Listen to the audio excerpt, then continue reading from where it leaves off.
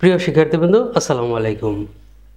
আজকে একাদশ শ্রেণীর ভর্তি আবেদনের যে রেজাল্টটি আছে সেটি রাত ৮টার সময় প্রকাশ করা হবে। আপনারা যারা একাদশ শ্রেণীতে ভর্তি হওয়ার জন্য আবেদন করেছিলেন তাদের আজকে সেই রেজাল্টটি দিবে।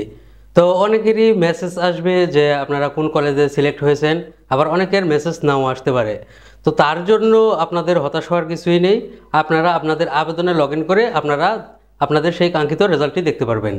তো আপনারা কিভাবে আপনাদের সেই রেজাল্টটি দেখবেন আমি আপনাদেরকে দেখিয়ে দিব সেই প্রসেসটি।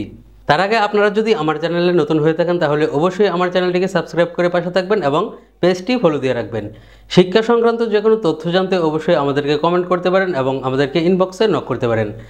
শিক্ষা সংক্রান্ত যে কোনো ধরনের গুরুত্বপূর্ণ তথ্য সবার আগে সঠিক তথ্য আমরাই প্রকাশ করে থাকি, তাই আমাদের সাথেই থাকুন। তো চলুন দেখাই আপনারা কিভাবে আপনাদের রেজাল্টটি নিজে নিজে দেখতে পারবেন।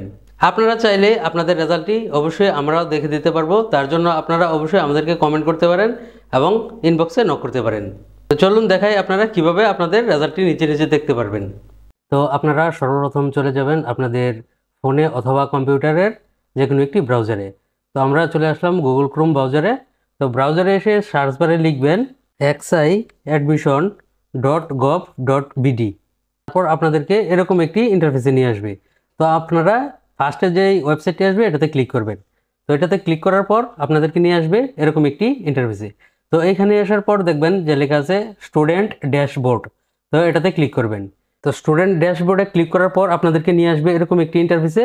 তো এখানে আসার পর আপনারা যে লগ ইন যে অপশনটি আছে এটাতে ক্লিক করবেন।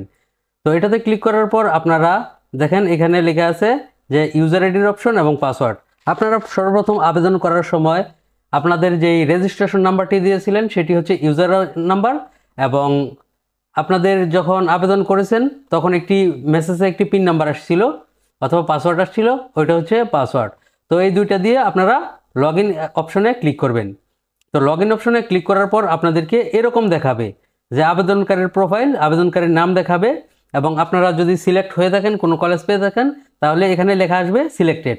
দেন আপনারা কোন কলেজে সিলেক্ট হয়েছেন সেটা জানার জন্য আপনারা বাম পাশে যেই নিচে দেখবেন অপশন আছে নির্বাচন অপশন। তো এই নির্বাচন অপশনে ক্লিক করবেন। এটাতে ক্লিক করার পর আপনারা দেখবেন যে লেখা আছে এই যে এই সাইডে যে পর্যায়ে 1 মনোহরদী কলেজ। সে যেহেতু প্রথম চয়েস মনোহরদী কলেজ দিয়েছিল এবং সে মনোহরদী কলেজেই নির্বাচিত হয়েছে। তো আপনাদের এইখানে লেখা আসবে আপনারা কোন কলেজে নির্বাচিত হয়েছেন। তো নির্বাচিত হওয়ার পর আপনারা দেখতে পারবেন যে আপনারা কোন কলেজটি পেয়েছেন। এটি হচ্ছে রেজাল্ট, এবং রেজাল্ট পরবর্তী যে কার্যক্রমগুলো আছে সেগুলো আপনাদেরকে একটু বলে দেই। তো আপনারা যদি দ্বিতীয় কোনো চয়েসের কলেজ পেয়ে থাকেন তাহলে আপনারা যদি মাইগ্রেশন অন করতে চান তাহলে এটা হ্যাঁ রাখবেন, আর যদি না রাখতে চান, আপনারা যেই কলেজে আছেন সেই কলেজেই থাকতে চান, তাহলে এটা অফ করে দিবেন, নাতে রেখে দিবেন। আর আপনারা যদি সেই কলেজে ভর্তি হতে চান তাহলে নির্বাচন নিশ্চিত করুন, এটাতে ক্লিক করবেন। দেন আপনারা নির্বাচন নিশ্চিত করার পর যেই পেমেন্টটি আছে সেই পেমেন্টই করবেন। তো এই বিষয়ে একটি বিস্তারিত ভিডিও নিয়ে আসবো পরে। তো আজকে শুধু রেজাল্ট কিভাবে দেখবেন সেই পর্যন্তই ছিল।